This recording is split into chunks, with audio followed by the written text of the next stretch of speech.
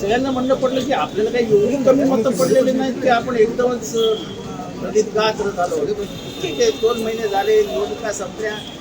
अस्तित्वात नसलेल्या सरकारचं नवरा बायको सारखं असलेले रुसवे फुगवे महाराष्ट्र ठप्प करून बसलाय.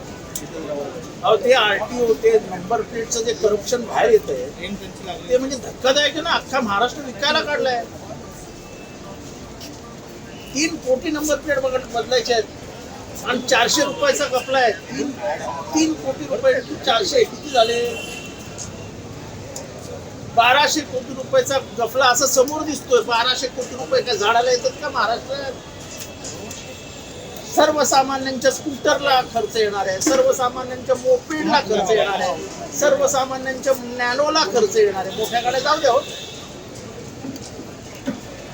ही लूट आहे ना, महाराष्ट्राची लूट डोळ्यासमोर होते. आणि मंत्री महोदय म्हणतात आमचा काही संबंध नाही. मी स्वतः मंत्री महोदयांशी बोललो आहे.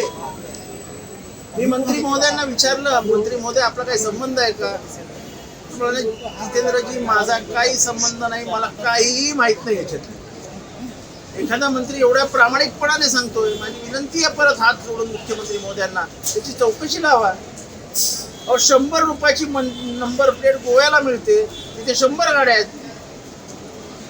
आणि इथे 500 रुपयाला मिळते, इथे 1 लाख गाड्या आहेत. फरक तर बघा.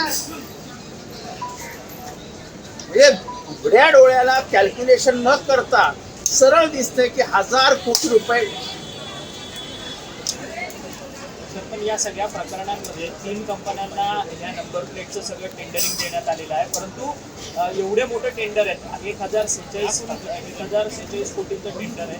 हे काही अधिकारी काढू शकत नाही, मंत्र्यांची परवानगी या सगळ्याला लागते. यावेळेस मला माहित नाही तेव्हा मंत्री कोण होते, पण सगळ्यांचं म्हणणं आहे आणि अगदी पेपरवाल्यांचं सुद्धा म्हणणं आहे की हे सगळा जो प्लॅन रचले गेलाय तो अधिकाऱ्यांनी रचला. कोणीही असो, आम्हाला काय करायचंय हे मुख्यमंत्री म्हणतात की माझं शासन हे स्वच्छ असेल आणि हे चालवूनच घेणार नाही आम्ही. काय सुद्धा त्यांचं स्टेटमेंट आहे की हे चालवून घेणार नाही. माझी विनंती हात जोडून त्यांना, देवेंद्र फडणवीसजी 1200 कोटी रुपये महाराष्ट्रातले लुटले जात आहेत.